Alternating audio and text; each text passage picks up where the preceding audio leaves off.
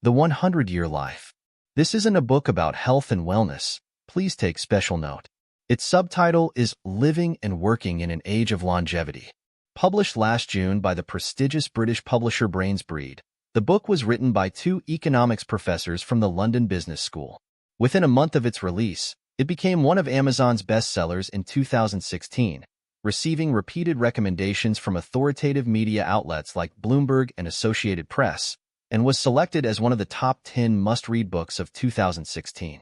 This is a mind-expanding book that opens new horizons. What makes it extraordinary? While it's about life planning, it's completely different from all previous books on the subject. There's no motivational fluff. Instead, the authors pose a sharp question.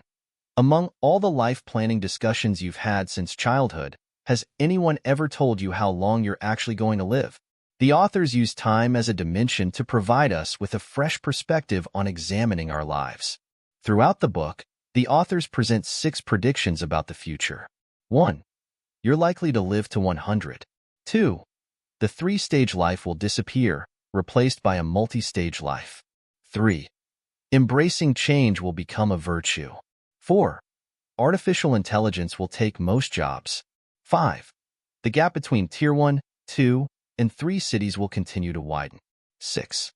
Cross-generational relationships will become mainstream, and life choices, especially marriage, will be made with increasing caution. Let's start with the first prediction. You're very likely to live close to or even beyond 100 years. Does living to 100 surprise you? Or seem unrealistic? The authors say no. It's not only possible but highly probable. We can sense this from our own life experiences. The old saying goes, at 30, establish your career. At 40, be free of doubts. At 50, understand your destiny. We used to treat these as golden rules, but in recent years, we've realized things are different. There are countless 30-year-olds still sending out resumes, and numerous 40-year-olds attending weekend classes to upgrade their skills. In the past, at 50, you might have been called old-timer, spending your days sitting in front of your house sunbathing. People would greet you with, "Hey, old-timer, what are you up to?" He might have trouble even hearing clearly. But nowadays, a 50-year-old person is considered to be in their prime and at the peak of their career. Turning 60. Is anyone still celebrating this milestone nowadays? In the past, a 20-year-old woman might already have been a mother of 2, but now in major cities like Beijing, Shanghai, and Guangzhou, many 20-year-old women haven't even had their first relationship. Turn on the TV and watch the news. One day they're talking about delaying retirement age. The next day they're encouraging people to have a second child. These discussions are everywhere. Every time we face these issues, we can't help but reflect. It's not that we don't understand how fast the world is changing, but human longevity patterns are truly different from the past. These observations are backed by solid data. According to the latest authoritative data from institutions including the University of California, human life expectancy has been increasing by approximately 3 months per year since 1840. In other words, every decade, humans gain an additional 2 to 3 years of life. This trend has accelerated dramatically in the 21st century. From 2001 to 2015, just under 15 years, human life expectancy increased by more than 5 years. Note that this increase is based on global average life expectancy. The fact that even an averaged figure shows such significant growth is remarkable. This increase isn't limited to developed countries. It's equally apparent in developing nations, sometimes even more dramatically. For instance, in China, life expectancy was less than 40 years at the founding of the People's Republic, but according to the World Health Organization's authoritative report, it has now exceeded 76 years, a full 36-year increase. According to these research institutions' calculations, what's the probability that someone born in 2007 will live to at least 104? The answer is 50%. To put this in perspective, among today's Generation Z, 1 in every 2 people could become a centenarian. For those born in the 2010s and 2020s, nearly everyone might become a celebrated centenarian. The author emphasizes that longevity isn't something distant or irrelevant to you. Living to 100 or close to it will likely be a high-probability event for you. So, start preparing mentally now. Now that you know we're all likely to live this long, how will our lives change? The author's second prediction is that the traditional three-stage life will disappear, replaced by a multi-stage life, so prepare to adjust your life rhythm. What's the traditional three-stage life? Simply put, it's life divided into three distinct phases: first education, then work, and finally retirement. Take Mr. Johnson next door. He started school at 7, graduated college in his early 20s, that's stage 1, spent entirely in school, worked until 60, stage 2, spent entirely at work, then retired to spend time with grandchildren and tend to his garden until the end, stage 3, spent entirely at home. This typical three-stage life is familiar to all of us and has been the basic rhythm for most people over the past decades. The author believes this three-stage pattern is becoming unsustainable in an era of universal longevity. What are the problems? While there are many, the author identifies the most fundamental issue as financial and work-related. Simply put, the wealth accumulated in the second life stage may no longer be sufficient to support retirement. In the past, working for 20 or 30 years and saving some money was enough for retirement, as people didn't live that long, maybe just 15 years after retirement. But now, it's completely different. If you still retire at 60, even considering the government's plans to delay retirement age, let's say you retire at 70, you still have 30 years until you reach 100. What are you going to do with all that time during retirement? Some might say, I'll work harder and retire at 80. That should be fine, right? The author suggests this might be wishful thinking. In this rapidly changing era, while human life expectancy keeps increasing, industry lifespans are shrinking. Statistics show that since the beginning of the 21st century, most industries undergo major restructuring every 15 to 20 years. So even if you want to work in 20 years, your industry might not even exist anymore. How could anyone expect to work from graduation until age 80? That's over half a century. What company or industry could sustain someone for that long? The author also points out another crucial factor besides industry volatility: boredom. Research shows that working in the same field for over 30 years can lead to severe mental fatigue. Boredom slowly kills your spirit. The global standard retirement age of around 60 wasn't arbitrarily chosen. It's designed to protect your mental well-being and prevent burnout. So even if you wanted to work until 80, your brain and mental state probably wouldn't allow it. The author believes the three-stage life model, education, work, retirement, is a product of its time. It worked when people only lived to 60 or 70, but with people living to 100, this model is bound to collapse. The new paradigm will be the multi-stage life. A multi-stage life divides your lifetime into 4, 5, or even 8 or more smaller phases. Each phase has its own theme, and these phases interweave rather than having clear boundaries. For example, you might be studying in your teens, return to school in your 30s, find love in your 40s after being too busy in your 20s, quit a management position at 50 to travel for a year before starting a new business, and go back to school for another degree at 60 after successful entrepreneurship. These seemingly unusual life patterns will become commonplace in the future, just as normal as the three-stage life is today. The author compares it to this. The traditional three-stage life is like a short concert with 3 movements. Once they're done, everyone goes home. A multi-stage life is more like a long New Year's Eve gala. You can't just have 3 acts for such a long show. You need a varied program with multiple shorter segments and intermissions for breaks. Only then can the show sustain itself. The third prediction is that self-renewal and self-revolution will become essential survival skills, and embracing change might become a human virtue.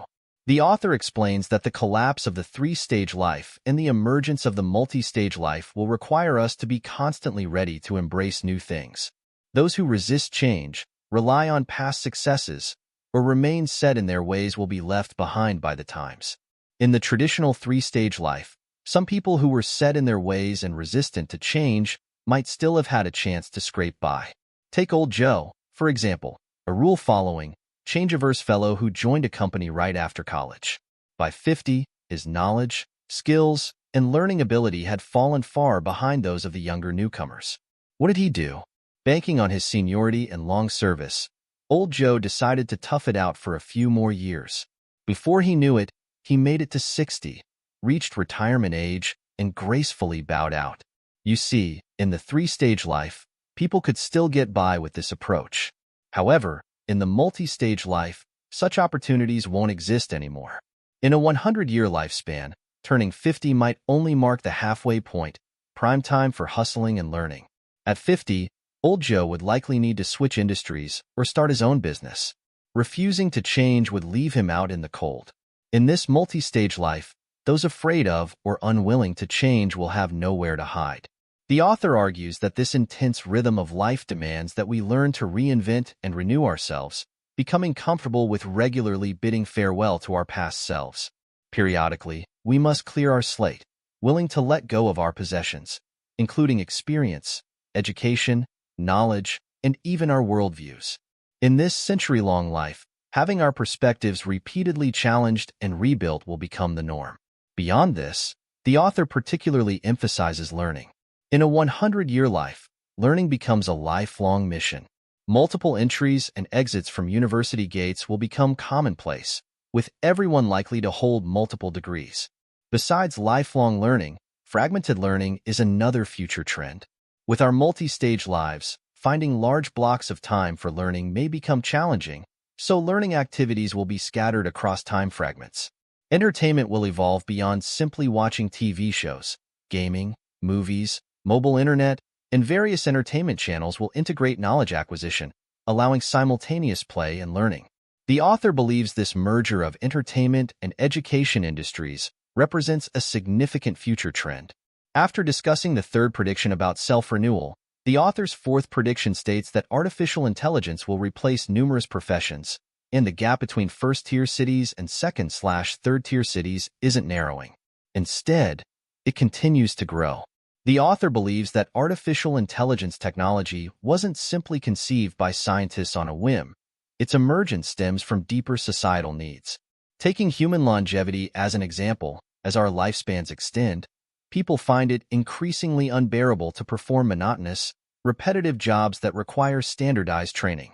Additionally, in our multi-stage lives, increased mobility makes it harder and less valuable to accumulate personal experience. These challenges call for new intelligent technologies to replace humans and liberate us from mundane tasks.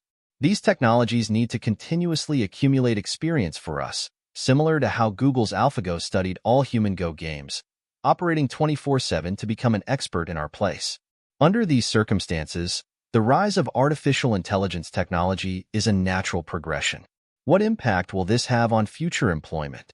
The author suggests that AI will create severe polarization and social division of labor, describing it as the hollowing out of middle-tier industries. What does this mean?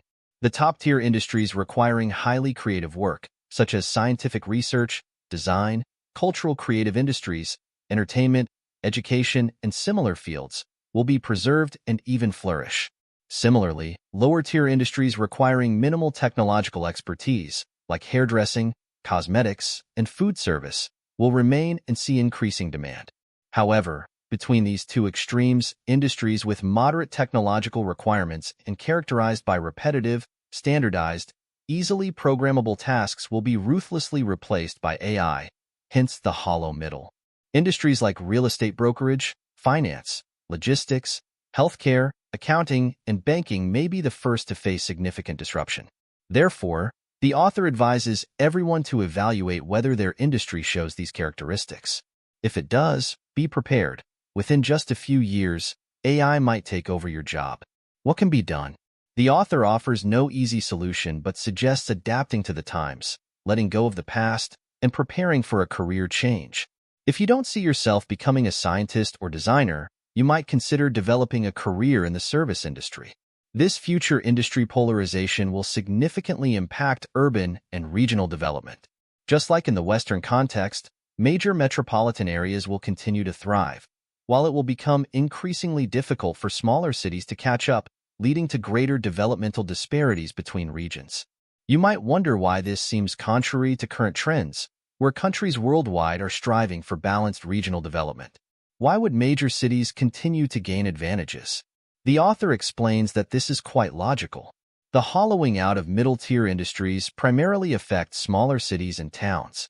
Core industries like research, education, cultural innovation, and services are inherent strengths of major cities. In an AI-driven society, better industry resources will increasingly concentrate in large cities, making it harder for smaller cities to bridge the gap. Beyond industry advantages, the multi-stage life brings increased mobility, another advantage for major cities. In the traditional three-stage life, people might stay in one place for decades. But now, with a potential lifespan of 100 years and multiple career changes, why not explore opportunities in major cities? With a longer life and a bigger world to explore, it's natural to want to experience life in a metropolitan area. This mindset creates a vortex effect, with major cities attracting talent from all directions. This human resource advantage is difficult for other cities to match. Therefore, the author recommends working, living, and studying in major cities, where a multi-stage life might be more fulfilling and successful, and where finding an ideal life partner might be easier. After discussing industry and urban development, the author makes their fifth prediction. Cross-age interactions will become mainstream. In a multi-stage life, judging someone by their age will become obsolete. You might find a CEO in their early 20s, a university student in their 30s, or someone having their first wedding in their 40s. Hold on. Age is no longer a label that divides people. It doesn't represent our identity, capabilities, or personality. Your boss might be 10 years younger than you but far more skilled and experienced in the field. Similarly, your subordinate might be 15 years older but work more efficiently than you, never falling behind. Take old John sitting next to you at the same job level. He's a father of 3 while you're still single. Yet after work, he's just like you, going to karaoke, drinking beer, and enjoying barbecue. He's even more up-to-date with the latest games and trending topics online, and parties harder than you do. In a 100-year life, we must learn to interact with people of different age groups. Cross-generational relationships will only become more common. This requires stronger communication skills and a more open mindset to genuinely welcome new friends from different age groups. We must stop viewing people through the lens of age bias. The author also points out that age gap relationships will become more normal in the future. A 20-year-old pursuing a 40-year-old woman, or a 30-year-old woman marrying a 50-year-old man might become completely normal. As people become less sensitive about age, love sparking between people with 10, 20, or even 30 years difference won't be unusual. These age gap love stories might become commonplace. Moving on from cross-generational relationships, here's the author's sixth prediction. Life choices will become increasingly careful. While the multi-stage life offers more mobility and personal opportunities, some might wonder if more choices mean people will become more casual about decision-making. The author disagrees. In a multi-stage life, people will actually be more careful and hesitant about their choices compared to the traditional three-stage life. Every choice comes with a cost. The more choices you make, the more costs you incur. When the number of choices reaches a certain point, the total cost grows exponentially. So how could one not be careful? This is easy to understand. In the past three-stage life, the crucial choices we make in life are surprisingly few. You can count them on one hand. When people make a wrong choice, like entering an industry they don't particularly enjoy, many might think, well, I'll just have to put up with it. No need to make a fuss. I'll work for 20 or 30 years, and life will pass by anyway. However, in a 100-year lifespan, can you really endure that? Would you want to? When a choice goes wrong, it will torment you for an even longer time. Eventually, you'll have no choice but to start over and choose again. The author believes that while people will have more choices in the future, this doesn't mean they'll make these choices carelessly. Instead, they'll become more cautious and deliberate. In this sense, our multi-stage life makes us more particular about our decisions. This mindset will lead to many behavioral changes in our future. A prime example is the delay in marriage and relationships. This trend is already evident in major cities like New York, London, and Tokyo. Many highly accomplished individuals are becoming increasingly selective about their partners, with many remaining unmarried well into their 30s. The author suggests that this delay in marriage isn't just about being busy with work or lacking time. More importantly, people are becoming more careful about choosing their life partners, preferring to wait for the right match rather than settling. In the foreseeable future, marrying at 30 or 40 will become completely normal, and terms like leftover men or leftover women will become obsolete. So, with choices becoming increasingly difficult, how can we make better decisions? The author offers two suggestions. First, regularly create space for yourself. In this long life, don't just rush forward constantly. Take appropriate breaks, like intermissions in a theater performance. Go on solo travels, experience the world, and breathe fresh air. These blank spaces in life can help you see this complex world more clearly and make choices that suit you better. Second, start building your intangible assets now, your personal reputation and credibility. In a century-long life, tangible assets like cars and houses, no matter how valuable, will eventually depreciate. However, intangible assets like professional networks, information channels, and social connections become more valuable over time. These assets help reduce information asymmetry when making choices and bring better opportunities.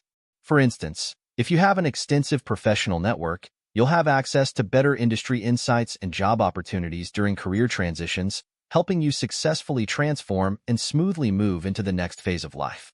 Similarly, if you maintain an excellent personal reputation, you're more likely to be introduced to high-quality potential partners in dating, increasing your chances of finding an ideal life companion. Now, let's summarize the 6 key predictions we've discussed. First, human life expectancy is increasing rapidly. Everyone has the potential to live to or close to 100 years, leading to significantly longer lifespans. Second, the traditional 3-stage life model will become obsolete, replaced by a multi-stage life pattern. We must prepare mentally and adapt to a life with more choices and greater flexibility. Third, self-renewal and adaptability to new things will become essential survival skills. Those who resist change or refuse to embrace lifelong learning will be left behind. Fourth, artificial intelligence will replace many human workers, leading to the extinction of various industries and widening the development gap between cities and regions. Career choices must carefully consider future trends. Fifth, cross-generational interactions will become increasingly common. We must develop necessary communication skills to interact and build friendships with people of different ages.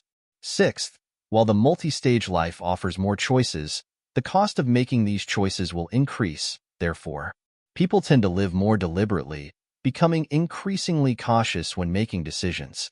The author presents 2 suggestions. First, leave room for blank spaces in your life journey. Second, focus on building and managing your intangible assets, which will help you make better choices. The most valuable aspect of this book is its fresh perspective in painting a panoramic view of future society, prompting us to contemplate our future lives. A 100-year lifespan might not be as distant as we think. When this era arrives, personal life planning will be just one aspect to consider. It will require the coordinated efforts of governments, society, and various stakeholders.